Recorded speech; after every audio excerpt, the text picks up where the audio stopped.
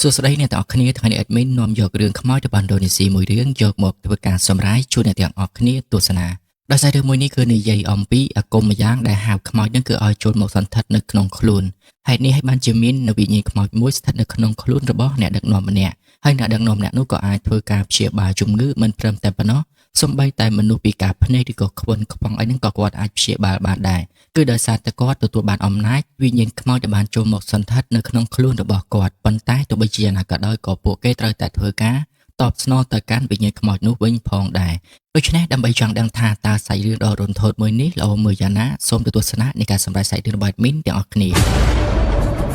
ាផ្ដើមនៃសាច់រឿងដំបូងនៅក្នុងភូមិមួយប្រជាជនជាច្រើនបានធ្វើការគោរពបូជាទៅលើលោកគ្រូម្នាក់ដែលមានឈ្មោះថាអម្បាម៉ូលីយ៉ាហើយមូលហេតុដែលអ្នកភូមិតែងតែធ្វើការគោរពបូជាទៅលើគាត់ដោយសារតែគាត់អាចជួយទៅដល់ពួកគេឲ្យរកស៊ីមានបានមិនត្រឹមតែប៉ុណ្ណោះសូម្បីតែជំងឺរបស់ពួកគេនឹងក៏ត្រូវបានគាត់ព្យាបាលឲ្យជាដែរទាំងដែលពេទ្យគឺមិនអាចធ្វើបានទាល់តែសោះប៉ុន្តែនៅក្នុងយុគមួយនៅពេលដែលជំនិតរបស់គាត់កំពុងតែរៀបចំយកកូនសត្វទម្លាក់នៅក្នុងសៀវភៅទុកពេលនោះក៏ស្រាប់តែភ្លើងចាប់ផ្ដើមមានបញ្ហាដំបូងឡើយលីងកាគឺគេមិនចាប់អារម្មណ៍នោះទេដោយសារតែគេគិតថាមកពីអំពូលភ្លើងប៉ុន្តែនៅពេលដែលវាដាច់ម្ដងទៀតគឺក៏បានចេញមកខាងក្រៅតែម្ដងទៅគឺដោយសារតែគេដូចជាបានឮសំឡេងអ្វីហ្នឹងគឺនៅខាងក្រៅផ្ទះរបស់គេនឹងឯងលុះពេលដែលគេចេញមកដើររកទៅក៏ស្រាប់តែគេបែរជាប្រទះឃើញថាមានស្នាមឈាមនៅក្នុងចំការពោតព្រមទាំងស្នាមឈាមនោះគឺបានអូសទៅខាងក្រោយថែមទៀតដូច្នេះគេក៏បានប្រញាប់ទៅតាមស្នាមឈាមនោះលុះពេលដែលគេមកដល់គេក៏បានឃើញលោកគ្រូអម្បាហ្នឹងគឺស្លាប់បាត់បង់ជីវិតបាត់ទៅហើយព្រមទាំងបានដាច់ក្បាលថែមទៀតអ្វីដែលបានកើតឡើងទាំងអស់វាគ្រាន់តែជាការយល់សប្តិរបស់គេតែប៉ុណ្ណោះចំណែកឯពួកគេទាំង3នាក់គឺកំពុងតែរៀនត្រាំពីវិធីបណ្ដេញខ្មោចចេញពីរាងកាយរបស់មនុស្សហើយអ្នកដែលផ្ដាំគំនិតគឺជាឯនុនគឺដោយសារតែនាង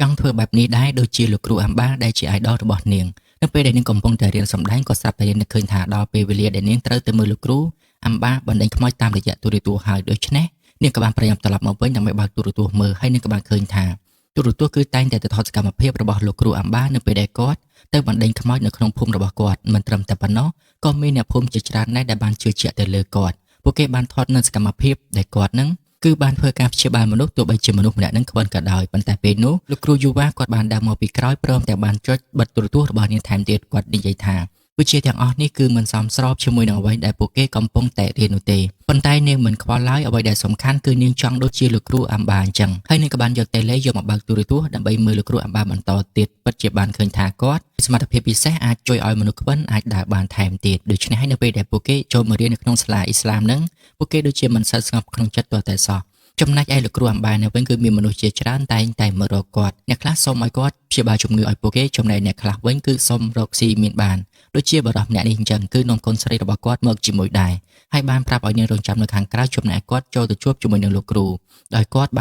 នយកលុយរបស់គាត់ដាក់ចូលទៅក្នុងហឹបបន្ទាប់មកលោកគ្រូបានប្រាប់ឲ្យគាត់ដាក់ដៃទៅលើហឹបនោះភ្លាមនោះគាត់ក៏បានយកកាំបិតមួយយកចាក់ទៅលើដៃបរិះម្នាក់នោះតែម្ដងហើយបរិះម្នាក់នឹងគាត់ស្រែកយ៉ាងខ្លាំងដោយសារតែការជឿចាប់ប៉ុន្តែលោកគ្រូបានប្រាប់ឲ្យគាត់នៅស្ងៀមបន្ទាប់មកគាត់ក៏បានយកទឹកមកប្រោះពីលើភ្លាមនោះរបួសក៏ត្រូវបានបាត់តែម្ដងមិនត្រឹមតែប៉ុណ្ណោះសូម្បីតែការជឿចាប់ក៏លែងមានទៀតដែរហើយលោកគ្រូបានប្រាប់ទៅកាន់បរិះម្នាក់នឹងថាឆាប់បើកប្រអប់នោះមើលទៅនៅពេលដែលបើកមើលទៅឃើញថាលុយដែលបានដាក់ចូលទៅពី3សន្លឹកប៉ុន្តែវាប្រែក្លាយទៅជាលុយយ៉ាងច្រើនទៅវិញប៉ុន្តែបរិះម្នាក់គឺពិតជាលោភលន់ខ្លាំងមែនទែនគាត់ថាលុយប៉ុណ្ណឹងមិនគ្រប់គ្រាន់នោះទេគឺគាត់ចង់បានច្រើនជាងនឹងបន្ថែមទៀតលោកគ្រូបានប្រាប់ថាគាត់អាចជួយបានប៉ុន្តែត្រូវតែមានសំណែនតបស្នងឲ្យទៅគេវិញគឺជាកូនស្រីដែលគាត់បាននាំមកជាមួយនឹងឯងវិញ្ញាណនឹងវាក៏បានមកយកក្មេងស្រីម្នាក់នឹងទៅបាត់ទៅចំណែកឯពួកគេទាំងពីរនាក់នេះវិញនៅពេលដែលកំពុងទៅកាន់សាលានឹងស្រាប់តែរៀននៅឃើញថានាងភ្លេចយកសម្លៃអនាម័យមកដូច្នេះនាងក៏បានត្រឡប់ទៅយកវិញសិនដោយទុកឲ្យឯនុនរងចាំនៅទីនេះប៉ុន្តែនៅពេលនោះស្រាប់តែឯនុនបានឃើញបរិះម្នាក់គឺប្រៀបដូចជាលោកគ្រូអម្បាអញ្ចឹងគាត់បានដើរចូលមកជិតនាងព្រមទាំងបានយកកាំបិតទៅអាកខ្លួនឯងធ្វើក្បាលរបស់គាត់ក៏ត្រូវបានដាច់ធ្លាក់ចុះទៅខាងក្រោមនាងបានស្រែកខ្លាំងប៉ុន្តែនៅពេលដែលរៀនរំដល់បែរជាមិនបានឃើញអ្វីទាំងអស់គឺមិនបានឃើញដូចអ្វីដែលឯនុនបានប្រាប់នាងនោះទេគឺមានតែភាពទទេស្អាតតែប៉ុណ្ណោះលុះពេលដែលនាងដើរមកដល់ផ្ទះវិញក៏ស្រាប់តែនាងបែរជាបានឃើញព័ត៌មានផ្សាយថាលោកគ្រូអម្បាត្រូវបានស្លាប់បាត់បង់ជីវិតបាត់ទៅហើយមិនត្រឹមតែប៉ុណ្ណោះសូម្បីតែលោកគ្រូយូវ៉ាគាត់ក៏បានទទួលដំណឹងមួយនេះដែរដូច្នេះគាត់ក៏បានយករបស់មួយចំនួនដែលម្ដាយរបស់ឯនុនបានសល់ទុកឲ្យនាងនឹងគឺយកមកឲ្យនាងព្រមទាំងប្រាប់ថាលោកគ្រូអម្បាគឺជាឪពុករបស់នាងធ្វើឲ្យនាងខឹងយ៉ាងខ្លាំងហេតុអ្វីបានជាយូរហើយមិនព្រមប្រាប់នាងបែបនេះចឹងគាត់គ្រាន់តែប្រាប់ថាគឺជាម្ដាយរបស់នាងមិនចង់ឲ្យនាងទៅចិត្តឪពុករបស់នាងនោះទេលុះពេលដែលនាងឆែកមើលរបស់ដែលម្ដាយរបស់នាងបានបន្សល់ទុកឲ្យគឺលុយនិងរបស់របរមួយចំនួនព្រមទាំងរូបថតឪពុករបស់នាងជាមួយនឹងម្ដាយរបស់នាងថែមទៀតប បន្ទាប់ពីដឹងថាលោកគ្រូអាបាគឺជាឪពុករបស់នាងពិតប្រាកដដូច្នេះនាងបានលួចចេញពីសាលាដោយនាំអៃរីនទៅជាមួយដែរគឺដើម្បីទៅចូលរួមពិធីបុណ្យសពរបស់ឪពុកនាងប៉ុន្តែបែរជាត្រូវបានបាកាសនឹងតាមទាន់ពួកគេទាំងពីរនាក់នៅពេលដែលបាកាសសួរនាំទៅពួកគេប្រាប់ពីគោលបំណងរបស់ពួកគេដូច្នេះពួកគេទាំងពីរនាក់ក៏បាននាំបាកាសទៅជាមួយនឹងគ្នាតែម្ដងទៅនៅពេលដែលធ្វើដំណើរនៅតាមផ្លូវពួកគេក៏បាននិយាយគ្នាបណ្ដាថាមិននឹកស្មានថាលោកអាបាដែលជាអាយដលរបស់ឯនោះនឹងគឺជាឪពុកបង្កើតរបស់នាងទាល់តែសោះប៉ុន្តែពួកគេក៏មិនយល់ដែរហេតុអ្វីបានជាម្ដាយរបស់នាងព្យាយាមមិនឲ្យនាងទៅពាក់ព័ន្ធជាមួយនឹងឪពុករបស់នាងបែបនេះអញ្ចឹងបន្ទាប់ពីធ្វើដំណើរអស់រយៈពេលជាច្រើនម៉ោងពួកគេក៏បានធ្វើដំណើរមកដល់ផ្ទះរបស់លោកគ្រូអាបាហើយពេលនោះផងដែរកូនសិស្សរបស់លោកគ្រូអាបាដែលមានឈ្មោះថាលីងកានឹងក៏បានចេញទៅធ្វើការណែនាំខ្លួនហើយបានប្រាប់ឲ្យឯនុនចូលទៅខាងក្នុងដើម្បីលាងសម្អាតសពលាឪពុករបស់នាងជាលើកចុងក្រោយនៅពេលដែលចូលទៅដល់នាងក៏បានឃើញថាស្នាមនៅលើដៃរបស់នាងក៏ដូចជាស្នាមលើដៃរបស់ឪពុកនាងអញ្ចឹងដែរដែលបញ្ជាក់ 100% ថាពួកគេទាំងពីរនាក់គឺពិតជាឪកូនជាមួយនឹងគ្នាយ៉ាងពិតប្រាកដមែនបន្ទាប់មកពិធីបញ្ចុះសពរបស់គាត់ក៏ត្រូវបានអ្នកភូមិធ្វើរួមគ្នាអ្នកភូមិជាច្រើនពិតជាមានការសោកសៅខ្លាំងមែនទែនដោយសារតែគាត់ធ្លាប់ជួយពួកគេច្រើនខ្លាំងណាស់បន្ទាប់ពីបញ្ចុះសពរួចរាល់លីងកាបានប្រាប់ទៅកាន់ឯនុនថាឲ្យមកតាមគាត់ព្រោះតែឪពុករបស់នាងគឺបានបន្សល់របស់មួយចំនួនឲ្យទៅកាន់នាងក៏បានធ្វើការណែនាំអាជីងដែលត្រូវជាប្រពន្ធទី3របស់ឪពុករបស់នាងឲ្យនាងបានស្គាល់ថែមទៀតបន្ទាប់មកនាងក៏បានដើរទៅតាមលីងកាបាត់ទៅចំណែកឯពួកគេទាំងពីរនាក់គឺត្រូវបានអាជីងនាំពួកគេទៅរកបន្ទប់ដើម្បីសម្រាកហើយពួកគេក៏បាននិយាយអំពីវិធានដែលឪពុករបស់នាងបានបន្សល់ទុកឲ្យឯនុនប៉ុន្តែត្រូវបាននាងប្រាប់ថាកុំគិតអ្វីផ្ដាស់អីគួរតែប្រញាប់នាំឯនុនចាក់ចេញពីទីនេះតាមអ្វីដែលអាចធ្វើទៅបាននៅទីនេះគ្មានអ្វីដែលពួកគេត្រូវមកទទួលនោះទេចំណែកឯនុនគឺត្រូវបានលីងកាប្រាប់ឲ្យនាងនៅចាំនៅទីនេះហើយគាត់ដើរចូលទៅខាងក្នុងដើម្បីយករបស់មួយយកមកប្រគល់ឲ្យនាងប៉ុន្តែពេលនោះនាងបែរជាបានឃើញថាដូចជាមានស្រមោលជារូបរាងរបស់មនុស្សនៅជាមួយនឹងវាំងននឃើញបែបនេះនាងក៏បានដើរទៅបើកមើលប៉ុន្តែផ្ទុយទៅវិញបែរជាមិនបានឃើញអ្វីទាំងអស់ដូច្នេះនាងក៏បានដើរបកត្រឡប់មកវិញប៉ុន្តែនៅពេលដែលនាងដើរបកត្រឡប់មកវិញស្រាប់តែស្រមោលនោះបានចេញមកម្ដងទៀតដោយជារូបរាងរបស់មនុស្សឃើញបែបនេះធ្វើឲ្យនាងចាប់ផ្ដើមមានការភ័យខ្លាចតែម្ដងប៉ុន្តែនាងក៏មិនអស់ចិត្តនាងនៅតែព្យាយាមដើរចូលទៅចិត្តព្រមទាំងបើកមើលម្ដងទៀត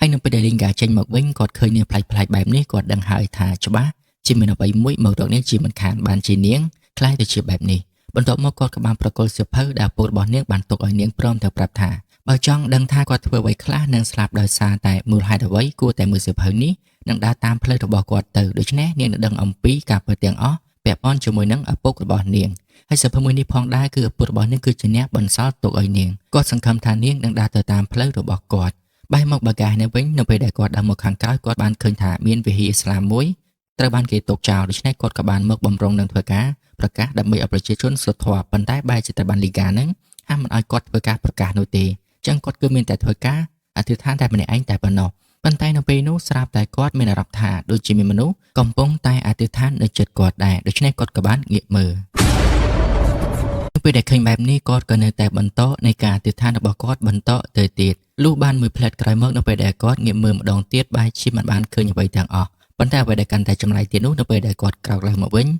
បែរជាបានឃើញថាគាត់បែរជាបែរក្បាលទៅខាងក្រោយទៅវិញភ្លាមនោះគាត់ក៏បានប្រញាប់បែរមុខមកវិញនិងបន្តនៃការទិដ្ឋានរហូតដល់បញ្ចប់លុះដល់ពេលយប់ឡើងពួកគេទាំងពីរនាក់អង្គុយរងចាំឯនុននឹងឆ្ងល់ថាហេតុអ្វីបានជានាងទៅយូរខ្លាំងម្ល៉េះឆ្លៀតពេលនឹងផងដែរបាងកាក៏បានប្រាប់ពីរឿងរ៉ាវដែលគាត់បានជួបកាលពីថ្ងៃមិញបាងកាគិតថានៅទីនេះដូចជាមិនសូវស្រួលទាល់តែសោះនៅពេលដែលពួកគេទាំងពីរនាក់កំពុងតែជជែកគ្នាពេលនោះបែរជាបានឃើញឯនុនដើរចូលទៅខាងក្នុងដូច្នេះរីនីក៏បានដើរចូលទៅតាមតែម្ដងទៅរីនីសួរថាតើពុតរបស់ឯងគឺបានបន្សល់អ្វីឲ្យឯងខ្លះប៉ុន្តែឯនុនគឺមិនបានចាប់អារម្មណ៍ជាមួយនឹងសម្ដីរបស់រ៉េនោះទេគឺគាត់តែពីអង្គុយឈ្ងោកមើលសៀវភៅដែលពុតរបស់នាងបានបន្សល់ឲ្យហើយរ៉េនាងក៏បាននិយាយលេងសើចបណ្ដានឹងកាត់ក្រចករបស់នាងបណ្ដាប៉ុន្តែបែរជាត្រូវបានមុតដៃដូច្នេះនាងក៏បានប្រាប់ឲ្យឯនុននឹងគឺជួយព្យាបាលនាងផងគឺនាងគ្រាន់តែលេងសើចតែប៉ុណ្ណោះចំណែកបាងកាគាត់មានអារម្មណ៍ថានៅក្នុងផ្ទះនេះដូចជាមានអ្វីចម្លែកដូច្នេះគាត់ក៏បានតាមទៅលួចមើល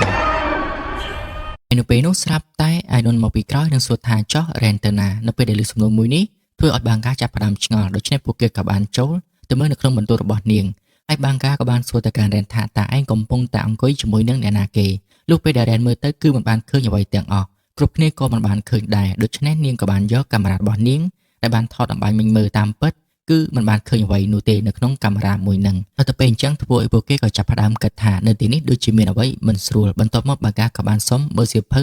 ដែលឪពុករបស់នាងបានបន្សល់ទុកឲ្យព្រោះខ្លាចថាវាប្រាចាកជាមួយនឹងអ្វីដែលពួកគេបានរៀនប៉ុន្តែផ្ទុយទៅវិញបែរជាត្រូវបានឯនុនខឹងជាមួយនឹងពួកគេនិងបានដើរកាន់សៀវភៅនោះ ចូលទៅខាងក្នុងបាត់ទៅចំណែកឯក្មេងប្រុសម្នាក់នេះគឺជាកូនរបស់លោកអាបាហើយគេមានឈ្មោះថារ៉ាម៉ាត់តែគេមានជំងឺស្វាត់ជើងចឹងឲ្យបានជាឪពុករបស់គេមិនសូវឲ្យចេញទៅខាងក្រៅហើយនៅពេលដែលជីងនាងគេងលក់នាងមានអារម្មណ៍ថាដូចជាមានគេទាញភួយចេញពីខ្លួនរបស់នាងពេលដែលនាងក្រោកឡើងមើលទៅនាងគិតថាគឺជារ៉ាម៉ាត់ដែលជាកូនរបស់នាងដូច្នេះនាងក៏បានយកដៃទៅបើកមើលតាមពិតគឺពិតជារ៉ាម៉ាត់ពិតមែនរ៉ាម៉ាត់បានប្រាប់ថាឆាប់ចូលមកក្នុងភួយភ្លាមមកព្រោះតែពុករបស់គេគឺត្រឡប់មកវិញហើយនាងក៏បានចូលទៅជាមួយដែរហើយនៅពេលដែលពួកគេលួចបង្ហើបភួយមើលទៅគឺពិតជាបានឃើញមែនការពិតទៅវាគ្រាន់តែជាការយល់សប្តិរបស់នាងតែប៉ុណ្ណោះបែរមកលីងកាអ្នកវិញគាត់បាននាំអាយនុននឹងគឺចូលទៅក្នុងឡាងភ្នំមួយដែលពុករបស់នាងតែងតែមកទីនេះនឹងធ្វើពិធីឡាងភ្នំមួយនេះគឺគ្មាននរណាម្នាក់បានស្គាល់នោះទេគាត់នាំនាងមកទីនេះគឺដើម្បីធ្វើពិធីឲ្យនាងស្នងពីឪពុករបស់នាងព្រោះតែពិធីនេះគឺមានតែសាច់ញាតិតែប៉ុណ្ណោះទើបអាចស្នងបានហើយគាត់ចាប់ផ្ដើមធ្វើពិធីដោយបានយកកាំបិតនោះចាក់លើដៃនិងជើងរបស់នាងព្រមទាំងបានប្រាប់ឲ្យនាងទ្រាំនិងសូត្រអ្វីទៅតាមគាត់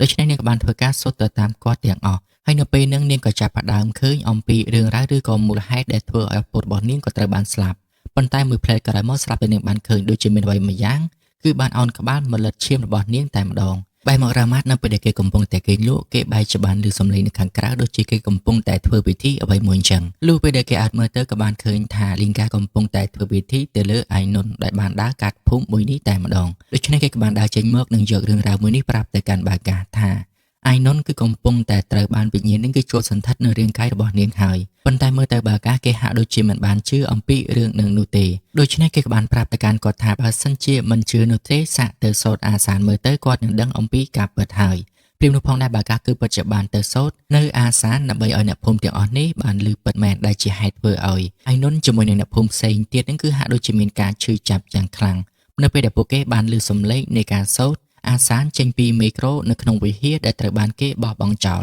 មើលទៅគ្រប់គ្នាហាក់ដូចជាពិបាកទ្រាំយ៉ាងខ្លាំងមិនត្រឹមតែប៉ុណ្ណោះសូម្បីតែប្រាក់ដែលពួកគេធ្លាប់ទទួលបាននឹងក៏คล้ายទៅជាស្លឹកឈើផងដែរនៅពេលដែលពួកគេបានឮសំឡេងនៃការសូត្រទាំងអស់នោះចំណែកឯបាកាគាត់ហាក់ដូចជាត្រូវបានអ្វីម្យ៉ាងមកច្របាច់កគាត់គឺដើម្បីកុំឲ្យគាត់បន្តនៃការសូត្រនោះបន្តទៅទៀតដែលជាហេតុធ្វើឲ្យគាត់គឺមិនអាចទ្រាំបានគាត់ក៏បានបញ្ឈប់នៃការសូត្រនោះតែម្ដងបន្ទាប់ពីគាត់ឈប់សូត្រទៅអ្នកភូមិទាំងអស់ក៏លែងមានបញ្ហាកើតឡើងទៀតដែរប៉ុន្តែពួកគេទាំង3នាក់ក៏នៅតែបន្តនៃការអធិដ្ឋានដដែលដោយរ៉ែននឹងគឺជាអ្នករងចាំពួកគេទាំង2នាក់នៅឯខាងក្រៅនៅពេលដែលកំពុងតែអង្គុយអធិដ្ឋានសោកៗពេលនោះក៏ស្រាប់តែកលេចមើលទៅបែរជាបានឃើញថានុនគឺត្រូវបានវិញ្ញាណខ្មោចចូលសន្ធិដ្ឋនាងបានតោងឡើងទៅខាងលើព្រមទាំងបានចុះមកច្របាច់កបំរុងនឹងសម្លាប់ទៅលើម៉ារ៉ាម៉ាថែមទៀតប៉ុន្តែទៅបានម្ដាយរបស់គេបានមកជួយទាន់ពេលវេលានិងប្រាប់ឲ្យពួកគេចេញឲ្យឆ្ងាយពីកូនរបស់គាត់មិនយូរប៉ុន្មានអ្នកភូមិក៏បានមករករឿងបាកាសតែម្ដងព្រោះតែគាត់បានសូត្រនៅអាសានដែលធ្វើពួកគេគឺពិបាកនៅក្នុងការទ្រាំនិងឈឺចាប់ជាខ្លាំងនិងបានបណ្ដេញឲ្យពួកគេចេញពីទីនេះថែមទៀតបើសិនជាមិនគោរពការរស់នៅរបស់ពួកគេនោះទេបន្ទាប់មកអាយនុនក៏បានសួរទៅកាន់ពួកគេថាតើមានអ្វីកាត់ឡើងនៅក្នុងភូមិមួយនេះឲ្យពិតប្រាកដអាជីងនាងក៏បានប្រាប់ថាតាមពិតគឺនាងជាប្រពន្ធទី3ចំណែកឯរ៉ាម៉ាត់គឺជាកូនទី2ហើយនាងគឺទទួលចិញ្ចឹមបន្ទាប់ពីម្ដាយរបស់គេត្រូវបានស្លាប់ទៅរ៉ាម៉ាត់គឺត្រូវបានឪពុកឲ្យនៅតែក្នុងផ្ទះតែប៉ុណ្ណោះគឺដោយសារតែគាត់នឹងស្វាត់ជើងគាត់មិនអាចព្យាបាលកូនរបស់គាត់បានមិនចង់ឲ្យអ្នកភូមិបានឃើញម៉ាត់តែបាននិយាយថាម្ដាយរបស់គេនិងម្ដាយរបស់អាយនុនគឺត្រូវបានឪពុកគេជាអ្នកសម្លាប់ផ្ទុយទៅវិញនាងបែរជានិយាយសំឡេងយ៉ាងចម្លែកហើយក៏បានដើរចេញទៅបាត់ទៅចំណែកពួកគេទាំងពីរអ្នកបន្ទាប់ពីអ្នកភូមិដេញឲ្យពួកគេក៏បានសម្រេចចិត្តចាកចេញពីទីនេះប៉ុន្តែគឺមិនឃើញអាយនុនទៅជាមួយនឹងពួកគេនោះទេពេលនោះរ៉ាម៉ាត់ក៏បានហៅពួកគេទាំងពីរនាក់ឲ្យចូលទៅក្នុងបន្ទប់របស់ខ្លួននិងប្រាប់អំពីរឿងរ៉ាវដែលគេបានដឹងទាំងអស់គឺឪពុករបស់គេតែងតែជួយទៅដល់អ្នកភូមិប៉ុន្តែអ្នកភូមិទាំងអស់នោះគឺត្រូវតែមានការតបស្នងមកវិញដូចជាការយកសាច់ញាតិឬក៏កូនរបស់ពួកគេនឹងយកទៅបូជាឲ្យវិញ្ញាណខ្មោចនោះដើម្បីឲ្យវិញ្ញាណនោះជួយទៅដល់ពួកគេឲ្យមានប្រាក់កាន់តែច្រើនមិនត្រឹមតែប៉ុណ្ណោះគេថែមទាំងបាននាំពួកគេទាំងពីរនាក់ចូលមកក្នុងបន្ទប់សម្ងាត់ឪពុករបស់ខ្លួនថែមទៀតគេថែមទាំងបានដឹងថាឪពុករបស់គេគឺលាក់សោតនៅកន្លែងណាបន្ទាប់មកគេក៏បានចាក់សោឲ្យពួកគេទាំងពីរនាក់ចូលចំណែកឯរ៉ាម៉ាត់គឺរងចាំនៅឯខាងក្រៅឯណេះនៅពេលដែលពួកគេទាំងពីរនាក់ចូលទៅដល់ក្នុងបន្ទប់ក្រោមដីហើយពេលនោះរ៉ែនក៏បានយកកាមេរ៉ារបស់នាងដែលថតនៅក្នុងបន្ទប់នេះរហូតធ្វើឲ្យនាងគឺត្រូវបានពង្វេងជាមួយនឹងបាកាប៉ុន្តែនៅពេលនោះនាងក៏បានឃើញរូបថតមួយដូច្នេះនាងក៏បានយកកាមេរ៉ារបស់នាងយកទៅថតប៉ុន្តែនៅពេលដែលឃើញគ្មានអ្វីចម្លែកនាងក៏បានដើរចេញមកវិញប៉ុន្តែអង្កាំដែលនៅក្នុងរូបថតបែរជាធ្លាក់ចុះមកដូចជាអង្កាំមែនតែនអញ្ចឹងលុះពេលដែលនាងមើលម្ដងទៀតឃើញថាអង្កាំនៅក្នុងរូបថតដែលគាត់បានកាន់នឹងគឺបានបាត់ទៅហើយមិនត្រឹមតែប៉ុណ្ណោះនាងថែមទាំងបានឃើញដូចជាមានមនុស្សអង្គុយទទួលកណាត់សក់នៅជិតនឹងប៉ុន្តែនៅពេលដែលមើលភ្នែកទៅទេបែរជាមិនបានឃើញអ្វីទាំងអស់ នៅពេលដែលបានលើកសម្លេងរបស់រ៉េនស្រែកបាកាសក៏បានប្រញាប់រត់ចូលមកហើយរ៉េនបានប្រាប់ពីអ្វីដែលនាងបានឃើញប៉ុន្តែនៅពេលដែលបាកាសមើលទៅមិនឃើញអ្វីទាំងអស់ក្រណាត់សមួយនឹងគឺត្រូវបានគ្របនៅលើរូតថតថែមទៀតបន្ទាប់មកពួកគេក៏ចាប់ផ្ដើមសង្ស័យទៅលើបន្ទប់មួយដែលត្រូវបានជាប់សោពេលនោះរ៉េនក៏បានហុចដែកមួយឲ្យទៅកាន់បាកាសដើម្បីឆ្កឹះសោបន្ទប់នោះលុះពេលដែលពួកគេឆ្កឹះសោបានហើយតែមានដៃជាច្រើនព្យាយាមទាញបាកាសចូលទៅប៉ុន្តែគឺត្រូវបានរ៉េនជួយទាញចេញមកវិញពួកគេទាំងពីរនាក់បានប្រញាប់រត់ចេញពីទីនេះប៉ុន្តែសុកទ្វារបែកជាត្រូវបានបិទជាប់មិនត្រឹមតែប៉ុណ្ណោះនៅពេលដែលពួកគេងាកមើលក្រោយទៅឃើញថាសាកសពជាច្រើនគឺបានមកអង្គុយគោរពពួកគេតែម្ដងប៉ុន្តែពួកគេទាំងពីរនាក់ព្យាយាមបើកទ្វារនោះរហូតដល់ពួកគេអាចចាក់ចេញពីទីនេះបានចំណែកឯឯនុនគឺនាងបានដើរចូលមកក្នុងភូមិវិញបន្ទាប់ពីបានធ្វើពិធីរួចរាល់អ្នកភូមិដែលមានជំងឺជាច្រើនក៏បានមករកនាងព្រោះអីគិតថានាងគឺបានស្នងតំណែងពីឪពុករបស់នាងហើយនាងគឺពិតជាបានធ្វើការព្យាបាលគេពិតមែនសូម្បីតែនារីដែលមានដៃជាប់នឹងក៏ត្រូវបាននាងទាញឲ្យជាវិញផងដែរឃើញបែបនេះអ្នកភូមិជាច្រើនបាននាំគ្នាប្រញាប់មករកនាងឲ្យជួយចំណែកឯរ៉ាម៉ាត់បានប្រាប់រឿងនេះទៅម្ដាយរបស់គេដូច្នេះពួកគេទាំងពីរនាក់ក៏បាននាំគ្នាប្រញាប់រត់ចេញពីភូមិមួយនេះតែម្ដងស្របពេលដែលនាងកំពុងតែព្យាបាលអ្នកភូមិសូម្បីតែមនុស្សពិការភ្នែកក៏ត្រូវបាននាងព្យាបាលឲ្យជាផងដែរប៉ុន្តែពេលនោះបាកាសក៏បានមកជួបជាមួយនឹងនាងនិងប្រាប់ឲ្យនាងដឹងខ្លួនឡើងមកវិញផ្ទុយទៅវិញនាងបែរជារុញគាត់ឲ្យដួលទៅនឹងដីហើយនៅពេលដែលរ៉េនីមកព្យាយាមនិយាយដាស់នាងឲ្យដឹងខ្លួនឡើងមកវិញក៏ត្រូវបាននាងស្ដីឲ្យរ៉េនីថែមទៀតចំណែកឯលីងកាក៏បានប្រាប់ឲ្យពួកគេកុំឲ្យមករំខាននាងឲ្យសោះនៅពេលនេះឯណុនគឺបានស្នងពីឪពុករបស់នាងឲ្យបើសិនជាពួកគេមិនចង់ស្លាប់ឆាប់ចាក់ចេញពីទីនេះទៅដូច្នេះពួកគេក៏បាននាំគ្នាមកយកអីវ៉ាន់ដើម្បីចាក់ចេញប៉ុន្តែបាកាគឺគាត់មិនដាច់ចិត្តចាក់ចោលឯនុនទុកឲ្យឯនុននៅម្នាក់ឯងនៅទីនេះនោះទេព្រោះអីគាត់នឹងស្រឡាញ់ឯនុនដូច្នេះពួកគេត្រូវតែរកវិធីដើម្បីដោះស្រាយចំពោះរឿងមួយនេះហើយពួកគេក៏បាននាំគ្នាមករករ៉ាម៉ាត់និងម្ដាយរបស់គេប៉ុន្តែបានឃើញថាពួកគេទាំងពីរនាក់នោះគឺបានចាក់ចេញទៅតាំងពីមុននឹងបាត់ទៅហើយចំណែកឯនុនគឺត្រូវបានលីងកាយកនាងចូលមកក្នុងលាងភ្នំវិញនិងបន្តធ្វើពិធីមួយនឹងម្ដងទៀតដើម្បីឲ្យវិញ្ញាណនឹងបានស្ថិតនៅក្នុងរាងកាយរបស់នាងជារៀងរហូតបន្ទាប់មកនាងក៏បានឃើញពីមូលហេតុដែលឪពុករបស់នាងគឺត្រូវបានស្លាប់គោលដៅរបស់នាងគឺត្រូវតែទៅសងសឹកជាមួយនឹងអ្នកដែលសម្លាប់ឪពុករបស់នាងដោយសារតែវិញ្ញាណនឹងវាខឹងថាធ្វើឲ្យវាពិបាកនៅក្នុងការផ្លាស់ប្ដូរចោះឡើងនៅពេលដែលពួកគេព្យាយាមចាក់ចេញពីទីនេះអាម៉ាត់ហាក់ដូចជាបានឃើញអ្វីម្យ៉ាងរត់នៅជំហានខ្លួនរបស់គេដូច្នេះម្ដាយគេក៏បានងាកទៅសួរលុះពេលដែលពួកគេបន្តទៅទៀតអាម៉ាត់ស្រាប់តែបាត់ខ្លួនភ្លាមតែម្ដងហើយម្ដាយចុងរបស់គេក៏បានព្យាយាមតាមស្វែងរកគេនៅក្នុងចំការពោតមួយនេះចំណែកឯរ៉ាម៉ាត់គេក៏កំពុងតែរកម្ដាយរបស់គេដែរនៅពេលដែលងាកមើលទៅបែរជាមិនបានឃើញអ្វីទាំងអស់តាមពិតវិញ្ញាណខ្មោចនឹងវាតាមសងសឹកជាមួយនឹងរ៉ាម៉ាត់គឺដោយសារតែវាខឹងថារ៉ាម៉ាត់ធ្វើឲ្យអ្នកដែលវាកាន់នឹងគឺត្រូវបានស្លាប់បាត់បង់ជីវិតមូលហេតុគឺដោយសារតែឪពុករបស់គេគឺមានបំណងយកប្រពន្ធទី3នឹងយកទៅធ្វើការបូជាដូចជាប្រពន្ធទី1និងប្រពន្ធទី2ដែរប៉ុន្តែដោយសារតែអាជីងនាងបានដឹងមុននាងក៏បានព្យាយាមគេចខ្លួនប៉ុន្តែបែរជាត្រូវបានគាត់វាយនាងឲ្យសន្លប់បំរុងនឹងយកនាងទៅបូជាឲ្យវិញ្ញាណខ្មោចនោះតែជាហេតុធ្វើឲ្យមានការប្រតែងប្រតប់គ្នាហើយនៅពេលដែលរ៉ាម៉ាត់គេបានឃើញគេក៏បានយកកំបិតទៅកាត់ក្បាលឪពុករបស់គេស្លាប់បាត់បង់ជីវិតបាត់ទៅចឹងហើយបានជាខ្មោចនោះវាព្យាយាមតាមសងសឹកជាមួយនឹងរ៉ាម៉ាត់បែបនេះនៅពេលដែលវាព្យាយាមសម្លាប់រ៉ាម៉ាត់ក៏ត្រូវបានម្ដាយរបស់រ៉ាម៉ាត់មកដល់ហើយគាត់ព្យាយាមជួយរ៉ាម៉ាត់ដោយគាត់បានប្រាប់ឲ្យរ៉ាម៉ាត់នឹងគឺឆាប់រត់ទៅទុកឲ្យគាត់ជាអ្នកទប់ទល់ជាមួយនឹងខ្មោចមួយនេះបន្ទាប់មកគាត់ក៏បានចាប់ជើងនាងជាប់ដើម្បីកុំឲ្យនាងទៅតាមរ៉ាម៉ាត់ចំណែករ៉ាម៉ាត់នៅពេលដែលគេព្យាយាមរត់គេចក៏បានជួបជាមួយនឹងបាកាជាមួយនឹងរីនហើយរ៉ាម៉ាត់ក៏បានប្រាប់ពីនឹងរដ្ឋបាលកាត់ឡើងលើម្ដាយរបស់គេនិងនាំឲ្យពួកគេទាំងពីរនាក់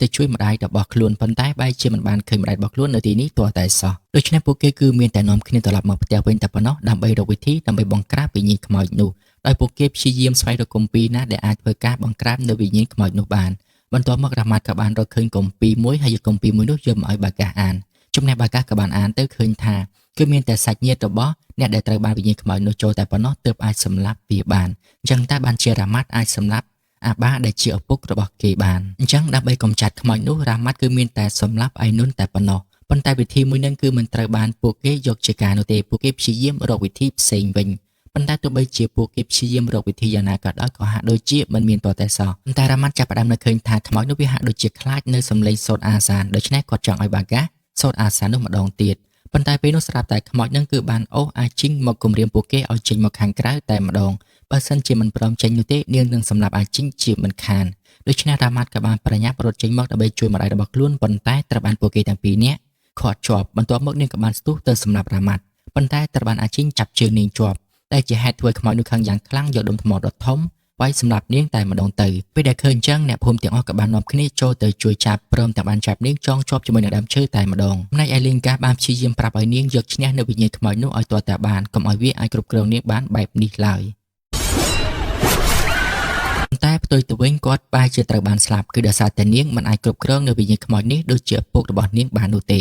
កាលពីពេលដែលឪពុករបស់នាងគឺគាត់អាចគ្រប់គ្រងនៅវិញ្ញាណខ្មោចនេះបានប៉ុន្តែនៅពេលដែលមកដល់នាងបែរជាត្រូវបានវាគ្រប់គ្រងបានទាំងស្រុងទៅវិញវិធីគឺមានតែសូត្រអាសានទៅតាមអ្វីដែលពួកគេធ្លាប់បានធ្វើតែប៉ុណ្ណោះនៅពេលដែលសូត្រអាសានគឺនាងពិតជាមានការឈឺចាប់ពិតប្រាកដមែនប៉ុន្តែសោកពួកគេបែរជាបានលើសំឡេងចេញមកពីក្នុងបន្ទប់ក្រោមដីដូច្នេះពួកគេក៏បាននាំគ្នាប្រញាប់ចូលទៅមើលនៅពេលដែលចូលទៅក្នុងបន្ទប់ហ្នឹងទៅក៏បានឃើញថាមានរបស់គឺត្រូវបានគេបញ្ជូននៅខាងលើដើម្បីសម្រក់យកទឹកតាមពិតទាំងអស់ហ្នឹងគឺសិតតែជាសាកសពរបស់មនុស្សដែលត្រូវបានគេយកមកធ្វើការបូជាហើយគេធ្វើបែបនេះគឺដើម្បីសម្រក់យកខ្លាញ់ខ្មោចនឹងឯងដើម្បីយកទៅធ្វើពិធីអាគមរបស់គេនៅពេលដែលរីនីនៅតែម្នាក់ឯងខ្មោចនោះបានបញ្ចុះបញ្ចូលឲ្យរីនីដល់លែងនាងប៉ុន្តែនាងមិនព្រមជាដាច់ខាតលុះពេលដែលងាកតែភ្នែកតែមើលផ្លែស្រស់ក៏ស្រាប់តែបាត់តែម្ដងចំណែកឯពួកគេដែលកំពុងតែព្យាយាមជួយយកសាកសពនេះចេញពេលនោះពួកគេបែរជាបានឃើញថាសាកសពនៅសសពបែរជាអោនក្បាលចុះបន្ទាប់មកក៏ស្រាប់តែឃើញថាឯនុនកំពុងតែឈរនៅមុខរបស់ពួកគេអញ្ចឹងតើបានពពួកខ្មោចទាំងអស់នោះអោនគោរពឯនុនមិនត្រឹមតែប៉ុណ្ណោះសូម្បីតែមនុស្សទាំងអស់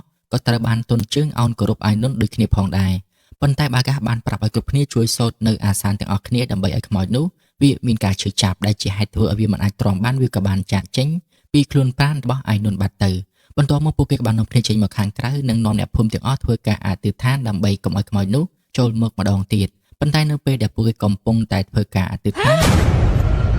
ប្រាប់តែខ្មោចនោះបានចូលទៅក្នុងខ្លួនរបស់ឯនុនម្ដងទៀតហើយនៅពេលដែលរីនីព្យាយាមទៅដាស់ស្មារតីរបស់ឯនុនខ្មោចនោះក៏បានច្របាច់កនាងឡើងទៅខាងលើតែម្ដងតែសំណាងល្អគឺដោយសារតែឯនុនអាចយកឈ្នះវាបានដូច្នេះនាងក៏បានត្រឡប់មកកាន់សភាពដើមវិញហើយនាងក៏បានបន្តនៃការអធិដ្ឋានចំណែកឯសាកសពទាំងអស់ដែលត្រូវបានគេយកសម្រក់ធ្វើជាខ្លាញ់ខ្មោចនឹងពួកគេក៏បានយកមកបញ្ចុះម្ដងមួ